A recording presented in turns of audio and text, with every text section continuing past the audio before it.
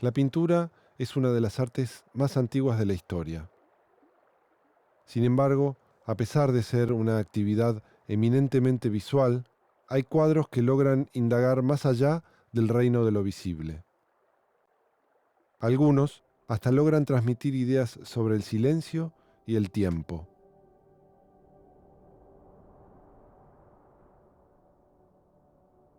Este cuadro es uno de ellos. Se llama Padre e Hijo contemplando la sombra de un día y fue pintado por Roberto Eisenberg en 1962.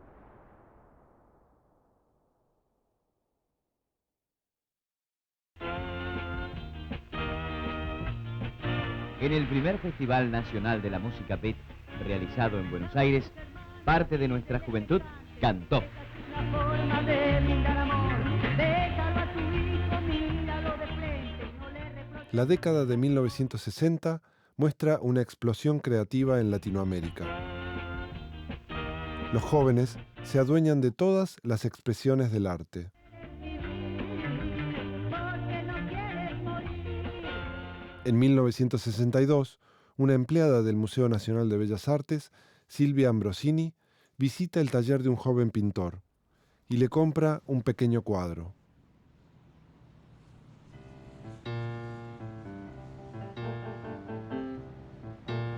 Ese mismo año lo ofrece en donación al museo y su director, Jorge Romero Brest, acepta la obra, que ingresa al patrimonio con el número de legajo 7062. Es una edad muy difícil la de los 20 años, ¿no? Ninguno de nosotros cuando tiene 20 años está del todo seguro de lo que está haciendo, ni si va a seguir haciendo lo mismo, o va a cambiar de actividad. Yo creía que el hombre de 20 años es el rey de la creación. Pues para mí también fue la edad más difícil de mi vida, fue cuando tenía 20 años.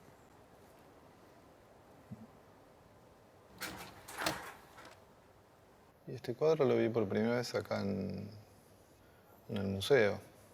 Lo encontré de casualidad y no conocía nada más de su obra.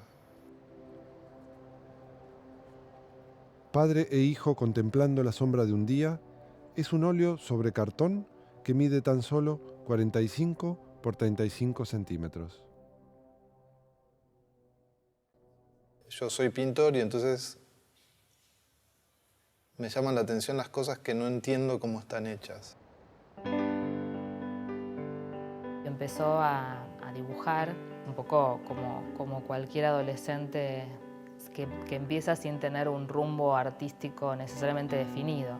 Pasa por el taller de Antonio Berni brevemente y más o menos en ese mismo momento conoce a través de una exposición que lo va a visitar la obra de Valle Planas y se fascina. Estaba paseando por la calle de Florida y entró a una galería en la que se encontró por casualidad con una serie de cuadros que le produjeron un profundo impacto. Él sintió que tenía que conocer a esa persona, a la persona que había hecho esas obras. Juan Manuel Valle Planas es uno de los principales artistas enrolados en la poética surrealista. Roberto Eisenberg y Jorge Kleiman asisten a su taller y son sus discípulos. Su método de enseñanza nos llamó mucho la atención porque era un método zen. Él no nos enseñaba nada. Hablábamos de la vida y de la gran pintura del pasado y todos pintábamos. Y él pintaba delante nuestro.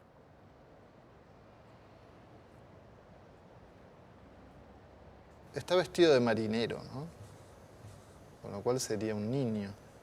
La elección de la ropa de los dos personajes es muy, muy específica, ¿no? Esa especie de saco de pana o de lana marrón con su pantalón, el señor y el niño con el vestido de marinerito. Era muy particular, Eisenberg, es decir, muy con mucha precaución, la relación muy así caballeresca, distante y de curiosidad atenuada, ¿no? No manifestaba afecto, pero se sentía el afecto. Y era una cosa sorprendente la minuciosidad, el cuidado, los pinceles acomodados pero rigurosamente uno al lado del otro, los potes de pintura, ninguna mancha. Era muy celoso de su aspecto personal y de la forma como se vestía y todo. Era un dandy, ¿no? Tenían un sastre, que era un viejo loco que tardaba 1 año y medio en hacerle los trajes, pero únicamente con ese sastre se podía uno vestir si quería figurar en el mundo. Breton decía que un surrealista tiene que ser extremadamente educado, ¿no? Y él se lo tomó muy a pecho. El poeta André Breton es el primer surrealista. Breton utiliza el automatismo como método de creación. Intenta capturar el dictado del pensamiento sin la intervención reguladora de la razón. Valleplanas introduce a Eisenberg en el automatismo. Desde su taller, predica el dejar fluir la mano sobre la tela, liberando el gesto creativo.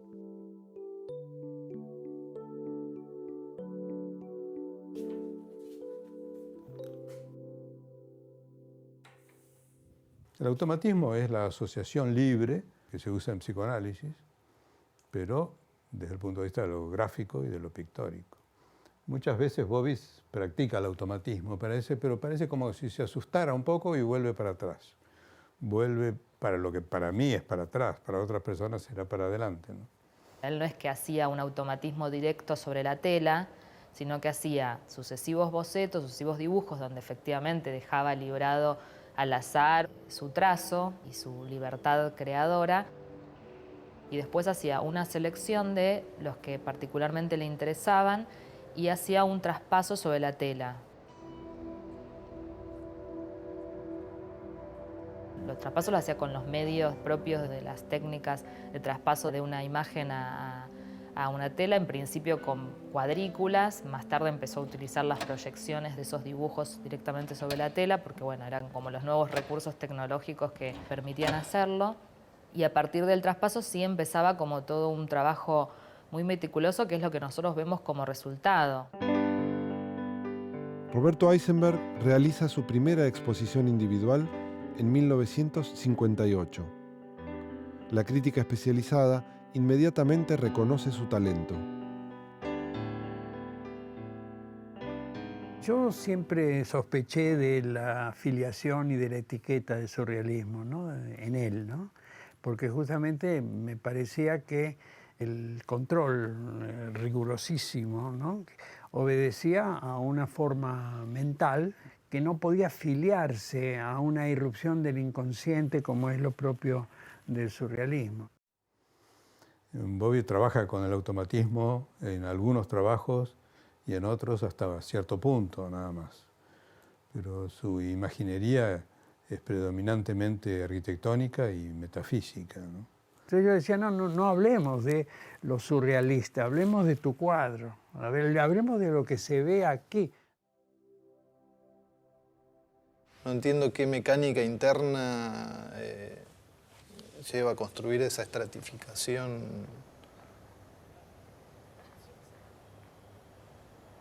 Todo esto es casual, son efectos de la casualidad, de un raspado, de una mano de pintura clara sobre un fondo más oscuro, luego se raspa y sale todo este tipo de efecto, que él aprovechó estupendamente para armar el cuadro, ¿no?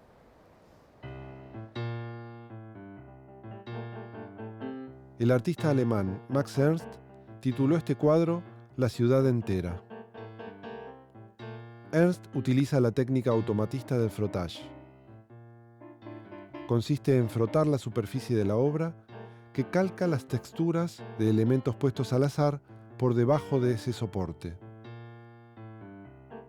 En el caso de la pintura de Eisenberg, él no lo realiza como frottage. Efectivamente está pintado cada uno de esos vericuetos que tienen estas formaciones, pero en algún punto él toma esa apariencia, ese recurso que utilizó Max Ernst, porque bueno, le sirve para esa obra y en algún punto lo reproduce. Parece una estratificación, pero al mismo tiempo hay una sombra que se proyecta sobre esto.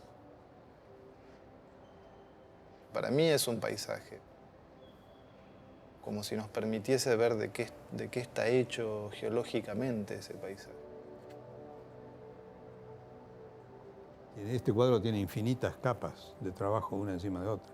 Era una época en que Bobby daba capas de pintura, después pasaba una gilet por encima, una hoja de afeitar, volvía a pintar y volvía a giletear y volvía a pintar una cantidad infinita de veces. Pero este cielo, por ejemplo, es un cielo que solamente en el Renacimiento se pintaron cielos de esa calidad y de esa luminosidad, de esa transparencia. Realmente en muchos aspectos Bobby era un pintor renacentista.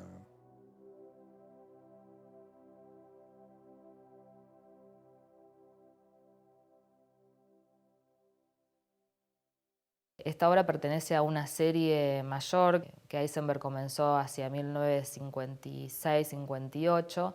La primera de esas obras fue La pureza de un sueño, donde también se observa una figura de un adulto con un niño, pero en ese caso las cabezas son esferas y dentro de lo que ellos están observando también aparecen como sobre unas ciertas formaciones también extrañas, un juego con la esfera como una forma geométrica bastante particular.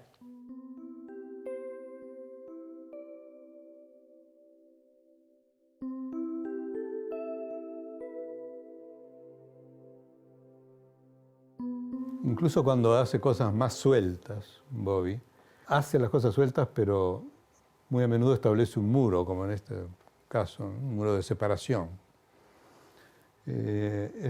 Hay dos mundos, el mundo que va del muro hacia adelante y el mundo que va del muro hacia atrás. Él está con su padre, evidentemente, en una parte del mundo y observa las cosas desde allí.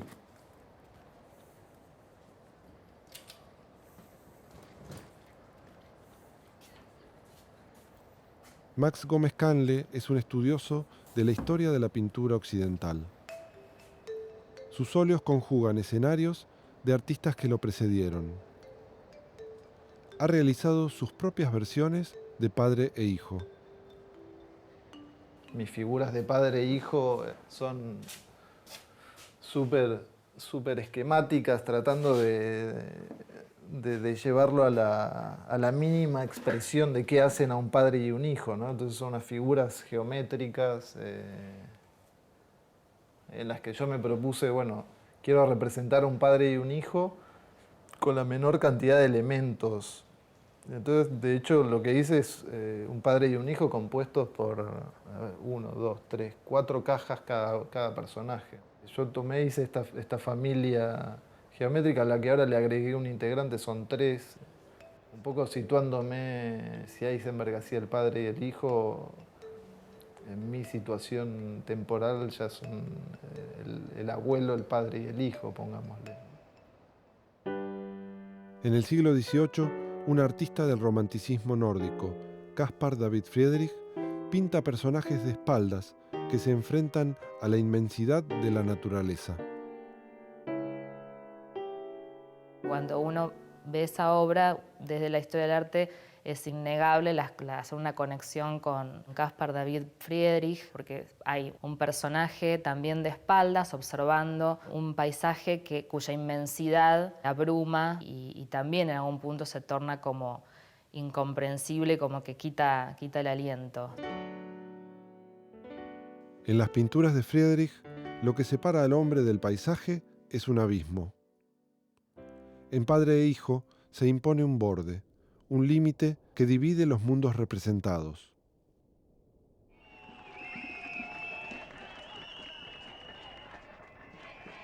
A fines de 1960, los artistas de vanguardia se radicalizan y unen su arte a la política. Roberto Eisenberg se mantiene al margen. En 1969, el Instituto Di Tella realiza una retrospectiva de su obra. Romero Brest, el máximo referente del arte moderno, lo define como un artista anacrónico.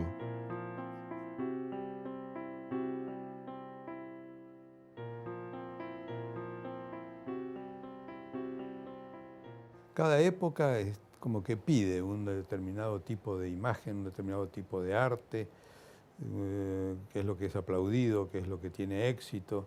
Bobby resultó siempre un gran pintor porque fue bastante indiferente a las demandas del momento histórico que vivía. En la década de los 60, en que el surrealismo estaba realmente muy bien visto en el ambiente artístico, había una coincidencia. Pero después, a partir de la nueva figuración, el ambiente artístico empezó a demandar otro tipo de imagen y Bobby se negó a cambiar, él siguió haciendo lo que él creía que debía hacer.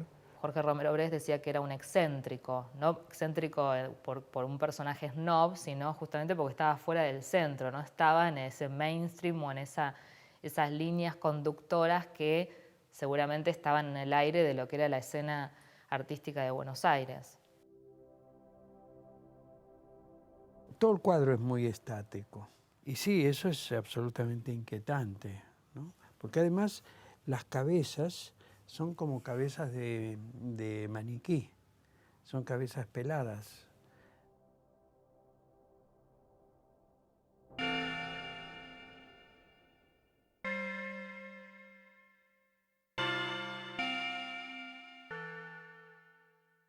Giorgio de Chirico es el fundador de la Escuela Metafísica en Pintura. Su atípica concepción del espacio pictórico ejerció gran influencia dentro del movimiento surrealista. De Chirico justamente hablaba de la posibilidad de ver lo conocido como nuevo, verlo por primera vez. Todos compartían, de Chirico, Valle-Planas y Eisenberg, esa fascinación con el misterio, con el sinsentido. Él estaba siempre muy enamorado de la obra de Giorgio de Chirico y de la arquitectura. Yo no sé qué influencia o qué trauma puede haber tenido el hecho de abandonar arquitectura, pero el hecho es que siguió trabajando arquitectónicamente en su pintura durante toda la vida. Es un pintor, arquitecto, pintor. Las torres son quizás uno de los elementos más distintivos de la producción de Eisenberg. Aparecen tempranamente en sus pinturas y reaparecerán una y otra vez a lo largo de su trayectoria.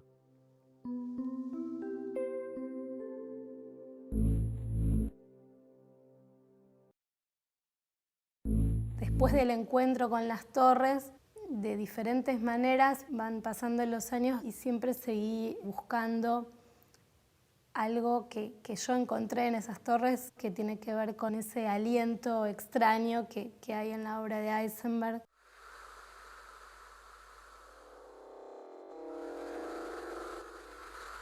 En los cuadros que en realidad son estáticos, ¿no? Lo que hice fue poner movimiento, ese movimiento que yo intuía. Entre 1956 y 1963, Eisenberg ubica la figura de un padre y un hijo en distintos escenarios.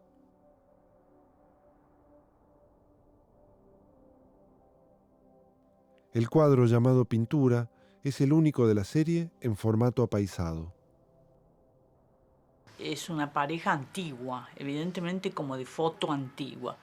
No es un niño de hoy. Esa misma pareja después está mirando ya hacia el horizonte y hay un ascenso muy significativo hacia el borde de una meseta cortada, ¿no? Entonces hacia abajo es el mar, ¿no? Entonces en el mar está algo que a mí me llama muchísimo la atención, que es un pequeño barco, y de ese barco sale el humo. Y el humo en muchos otros cuadros, o en algunos otros cuadros, es también la muerte, ¿no?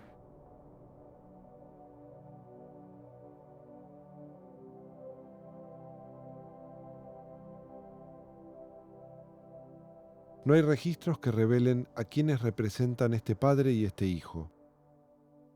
Eisenberg alguna vez comentó que eran él y su sobrino de 10 años. También se podría decir con facilidad en ese sentido que como no tuvo hijos personalmente, imaginó la posibilidad de una relación filial. Es probable entonces que el imaginario de Bobby haya rescatado el depósito más tremendo de la angustia, que es lo filial, el hijo. Entonces, de ahí entonces que haya hecho esta recurrencia de figuras paternales con el hijo y que haya reducido neutralizado la angustia por medio de la parodia, por medio de las cabezas de maniquí.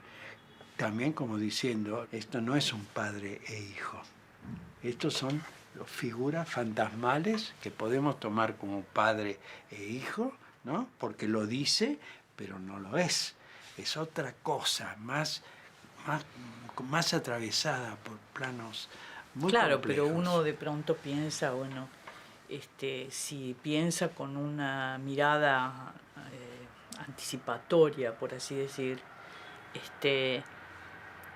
en este cuadro se estaría trazando una perspectiva, por así decir. Es decir, curiosamente, hijos muertos, que son los hijos que él había adoptado o tenido como propios y que eran los hijos de Matilde, y después hubo un sobrino que él quería muchísimo, que murió como a los 12, 13 años. En 1976, durante la dictadura militar argentina, sus 3 hijos adoptivos son secuestrados y hoy permanecen desaparecidos.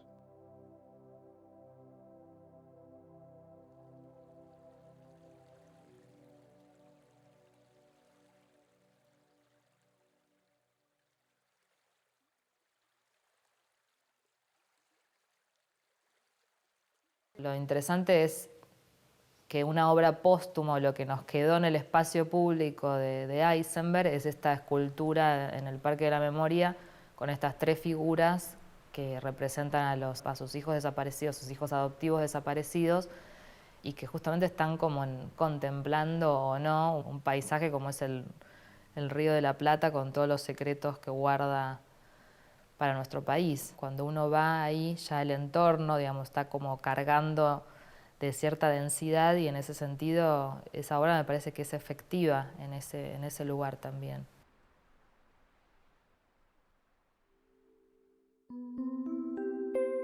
Eisenberg solía decir que un artista es un traductor, un aparato que recibe información, la registra y la transmite. Me parece que sí, hay gente que recibe algo, ¿no? Y que lo reconvierte de una manera muy misteriosa. Ese enigma que implica una transmisión tan rica, que nos lega algo tan importante, es lo que produce ese sobresalto de la razón en relación con esta obra, que es una obra en que uno está como mirando en el fondo de algo. Frente a lo sensible, el lenguaje fracasa, eso ya lo sabemos. A sentir se aprende sintiendo, no, nadie te puede explicar las sensaciones. Lo único que puedo decir es que es maravilloso, que es hermoso. Es decir, siempre hay detrás de lo sensible hay un me gusta o no me gusta, no hay mucha explicación posible. Todo lo demás que se puede decir desde el punto de vista sensible es que es estupendo, lo cual no explica nada absolutamente. Me parece que la persona más misteriosa y fantasmagórica es el padre y no el hijo, como si esta pintura tuviese ese poder de situarnos en el lugar de ese hijo al que el padre acompaña a ver lo más intrigante, bello y escalofriante que pueda pasar.